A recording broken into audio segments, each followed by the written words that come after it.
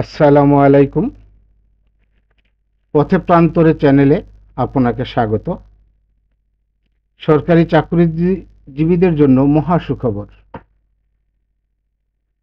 গুজব নয়, সত্যি। আমি কোনো গুজব বলছি না, আমি আপনাদের সামনে সত্য ঘটনা তুলে ধরছি। ইউটিউবে ইদানিং কিছু ইউটিউবার সরকারি চাকরিজীবীদেরকে বিভিন্ন গুজব ছড়িয়ে তাদেরকে আশান্বিত করছেন, আবার তারা হতাশ হচ্ছেন। আজ আপনারা হতাশ হবেন না, আমি আপনাদের সামনে সত্য এবং আসল ঘটনা তুলে ধরছি। সরকারি চাকরিজীবীদের জন্য মহা সুখবর। যারা বেতন স্কেলের শেষ ধাপে পৌঁছে গেছেন কিন্তু আর ইনক্রিমেন্ট পাচ্ছেন না, তারা পরবর্তী স্কেলে উন্নীত হতে পারবেন যদি কমপক্ষে 2 বছর আপনি ইনক্রিমেন্ট না পেয়ে থাকেন। শুধু 2 বছর না, এর আগে যারা অনেক আগে যারা শেষ ধাপ অতিক্রম করেছেন কিন্তু ইনক্রিমেন্ট পাচ্ছেন না, তারাও পাবেন। তবে কমপক্ষে 2 বছর আপনাকে শেষ ধাপে উন্নীত হতে হবে, কিন্তু ইনক্রিমেন্ট পাননি এমন কর্মচারী পাবেন এই ইনক্রিমেন্ট। আবার অনেক ইউটিউবার দেখা যাচ্ছে আমাদেরকে উৎসাহিত করছেন, আশান্বিত করছেন যে 40% মহার্ঘ ভাতা দিচ্ছে, নবম পে কমিশন গঠন হচ্ছে, স্থায়ী বেতন কমিশন গঠন হচ্ছে, ইত্যাদি ইত্যাদি। এগুলো বলে দ্রব্যমূল্যের বাড়িয়ে দিচ্ছেন তারা। যারা চাকরিজীবী তাদেরকে অনেক কষ্ট হচ্ছে। আসলে এই ঊর্ধ্বগতির বেতন বাজারে এই স্বল্পমূল্যের বেতন দিয়ে সম্ভব হচ্ছে না। তাই সরকারি কর্মচারীদের জন্য মহার্ঘ ভাতা ঘোষণা করা হয়েছে বিশেষ সুবিধা। সরকারের ঘোষণা অনুসারে 1 জুলাই 2025 তারিখ থেকে বেতন গ্রেড ভেদে গ্রেড 1 ও তদূর্ধ্ব গ্রেড 9 পর্যন্ত 10% এবং 10% এবং দশম থেকে 20 পর্যন্ত 15% হারে বিশেষ সুবিধা গেজেট প্রকাশিত হয়েছে। অর্থ মন্ত্রণালয়ের অর্থ বিভাগের প্রজ্ঞাপনে এই তথ্য জানানো হয়েছে। আরও বলা হয়েছে, বিশেষ সুবিধা চাকরিরত ব্যক্তিদের ক্ষেত্রে ন্যূনতম 1500 টাকা ও পেনশনভোগীদের ক্ষেত্রে ন্যূনতম 750 টাকা হবে। জাতীয় বেতন স্কেলের আওতাভুক্ত সরকারি, বেসামরিক, স্বায়ত্তশাসিত, স্বশাসিত রাষ্ট্রায়ত্ত প্রতিষ্ঠানগুলো, ব্যাংক, বিমা, আর্থিক প্রতিষ্ঠান, বর্ডার গার্ড বাংলাদেশ ও পুলিশ বাহিনীতে নিয়োজিত কর্মচারী ও পেনশনভোগীদের, পুনঃস্থাপনকৃত পেনশনভোগীদের জন্য এই বিশেষ সুবিধা কার্যকর হবে। তবে যারা সমর্পণ করেছেন তাদের সুবিধার আওতায় আসবেন না। আপনারা দেখেন 7.18 পদোন্নতি না পেলে বেতন সুবিধা। কোনো কর্মচারী যদি কোনো পদে পদোন্নতি সর্বোচ্চ ধাপে পৌঁছে যান এবং এরপরে আর ইনক্রিমেন্ট না পেয়ে থাকেন এবং তিনি যদি কোনো বিভাগীয় মামলা গুরুদণ্ডে দণ্ডিত না হয়ে থাকেন, তবে তাকে 2 বছর পর পরবর্তী বেতন স্কেল প্রদানের সুপারিশ করা হলো। তবে যদি পরবর্তীতে আবার বেতন স্কেল দেয় সরকার, তাহলে এই সুবিধা থেকে অনেকেই বঞ্চিত হবেন। তবে যারা বর্তমানে শেষ ধাপে আছেন, তবে শুধুমাত্র 1 বছর হয়েছে, তারা এই সুবিধা পাবেন না। তবে এটি কিন্তু সুপারিশ, সংস্কার কমিশনের এটি সুপারিশ। এটাই যে বাস্তবায়িত হবে এমন লক্ষণ কিন্তু দেখা যাচ্ছে না।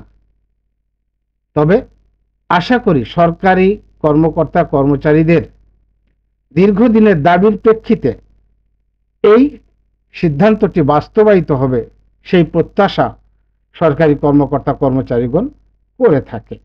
কেননা একটি ধাপে ওঠার পর যদি আর বেতন বৃদ্ধি না পায় বা ইনক্রিমেন্ট না পায়, তার মতো দুর্ভাগা, হতাশাগ্রস্ত আর কোনো কর্মচারী হতে পারে না। আপনি দেখেন আমাদের এই ভাইটি অনেক পরিশ্রম করেছেন, তিনি কি বলেন শুনুন। আলহামদুলিল্লাহ, যারা বেতনের শেষ ধাপে আছেন তাদের জন্য একটা সুখবর। যারা বেতনের শেষ ধাপে আছেন তাদের ইনক্রিমেন্ট চালু করার জন্য দাবি জানিয়ে আসছি। আজকে তাদের জন্য একটা সুখবর নিয়ে আসলাম। অর্থাৎ যারা বেতনের শেষ ধাপে পৌঁছে গেছেন আরও 2 বছর আগে, মানে হচ্ছে 2024 সালে এবং 2025 সালে, এই 2 বছর যারা ইনক্রিমেন্ট পাননি তাদের জন্য একটা উচ্চতর স্কেলের জন্য সুপারিশ করেছে জনপ্রশাসন মন্ত্রণালয়। আবার আরেকটু ক্লিয়ার করে বলছি, যারা বেতনের শেষ ধাপে পৌঁছে গেছেন অর্থাৎ 2024 সালে এবং 2025 সালে, এই 2 বছর ধরে যারা ইনক্রিমেন্ট পাচ্ছেন না তাদেরকে পরবর্তী বছরে, মানে 2 বছরের পরবর্তী বছরে তাদের জন্য একটা উচ্চতর স্কেল পাওয়ার জন্য জনপ্রশাসন মন্ত্রণালয় সুপারিশ করেছেন। এখন আপনারা বলতে পারেন যে তাহলে 2024 সালের আগে যারা বেতনের শেষ ধাপে পৌঁছে গেছেন তারা কি হবে? তারাও প্রাপ্য হবেন। কথাটা বলা হয়েছে যে সর্বনিম্ন 2 বছর যারা ইনক্রিমেন্ট পাচ্ছেন না, যারা তার অধিক থেকে পাচ্ছেন না তারাও এটা প্রাপ্য হবেন, এবং শীঘ্রই এই গেজেটটা প্রকাশ হলেই আপনারা আরও বিষয়টা ক্লিয়ার হয়ে যাবেন। হ্যাঁ, এই ভাইটি কিন্তু সচিবালয় কর্মকর্তা কর্মচারী সংযুক্ত পরিষদের একজন নেতা। তিনি অনেক পরিশ্রম করেছেন আমাদের জন্য।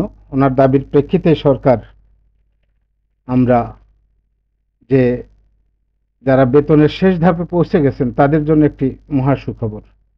আবার আরেকটি সুখবর হচ্ছে বাধ্যতামূলক অবসর। আগে যেখানে 25 বছর চাকরি করলে একজন কর্মকর্তা বা কর্মচারীকে ইচ্ছা করলেই অবসরে যেতে পারতেন বা সরকার বাধ্যতামূলক অবসরে পাঠাতে পারতেন, কিন্তু একটি কমিশনের রিপোর্টে সেখানে দেখানো হচ্ছে 15 বছরেই অবসরে যেতে পারবেন, সাথে পাবেন সকল সুযোগ সুবিধা। অবশ্যই এই সুপারিশ বিগত সরকারের আমলে যে সমস্ত কর্মকর্তা কর্মচারী ছিল সরকারের আজ্ঞাবাহী তাদেরকে বাধ্যতামূলক অবসরে পাঠানোর একটি পরিকল্পনা ধরতে পারেন। এখানে খুশি হবার কিছু আছে বলে মনে হয় না। দেখতে পাচ্ছেন আপনারা এনবিআর এর কর্মকর্তাদের অনেককেই বাধ্যতামূলকে পাঠানো হচ্ছে, যদিও এই খবরগুলো পত্রিকায় আসছে না। তবে আরেকটি সুখবর হচ্ছে প্রশাসনের জন্য দক্ষ জনগোষ্ঠী গড়ে তুলতে এবং সব ধরনের যৌক্তিক সুবিধা দিতে প্রস্তুত রয়েছে বলে সরকার জানিয়েছেন অর্থ উপদেষ্টা সালেউদ্দিন আহমেদ। এবং চিকিৎসা ভাতা, শিক্ষা সহায়ক ভাতা এবং টিফিন ভাতা দ্বিগুণ করার একটি প্রস্তাব নীতিগতভাবে তারা সিদ্ধান্ত নিয়েছেন। কবে নাগাদ এটি আলোর মুখ দেখবে সেটা জানি না, তবে সরকারি কর্মকর্তা কর্মচারী সবাইকে ঐক্যবদ্ধ থাকতে হবে, সরকারের কাছে অন্তত দাবিটা তুলতে হবে।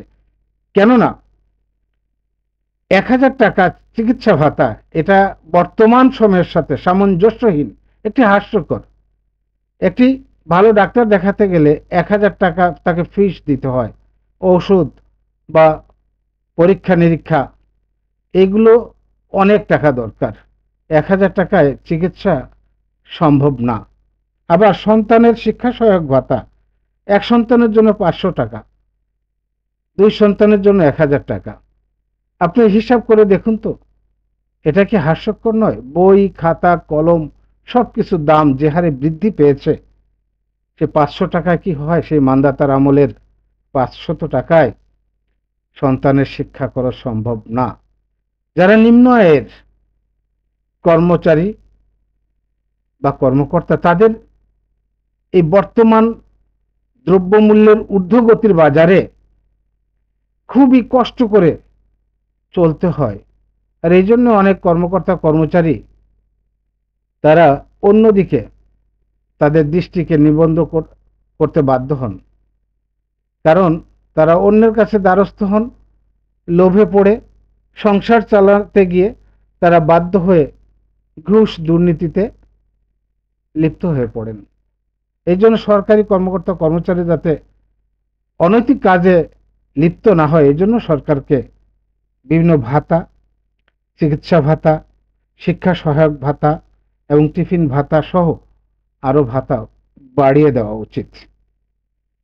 এবং সরকারি কর্মকর্তা কর্মচারীদের এই বেতন বৃদ্ধি যদি প্রকৃতপক্ষেই ঘটে, নতুন উদ্যমে নতুন আশা, নতুন স্বপ্ন নিয়ে সরকারি কর্মকর্তা কর্মচারীরা দেশ সেবায় নিয়োজিত হবে, এই কথা আমরা নির্দ্বিধায় বলতে পারি। আপনারা যারা আমার ভিডিওটি দেখছেন, প্লিজ অনুগ্রহ করে দয়া করে আমার পথে প্রান্তরে চ্যানেলটি সাবস্ক্রাইব করুন, আমার পাশে থাকুন। আমি আপনাদের সামনে কোনো মিথ্যা বা গুজব ছড়াবো না, আমি প্রকৃত সত্য আপনাদের সামনে তুলে ধরার জন্য চেষ্টা করব। আমি আপনাদের লোভ দেখাবো না, যা সত্য, যেটি সঠিক, সেই তথ্যটি আপনাদের সামনে তুলে ধরব। আপনারা জানেন এই মহার্ঘ ভাতার যে নাটক, সেটার অবসান হয়েছে। সরকার একসময় ঘোষণা দিয়েছিলেন 40% মহার্ঘ ভাতা দিবেন, পরবর্তীতে আমরা মহার্ঘ ভাতা নয়, বিশেষ ভাতা।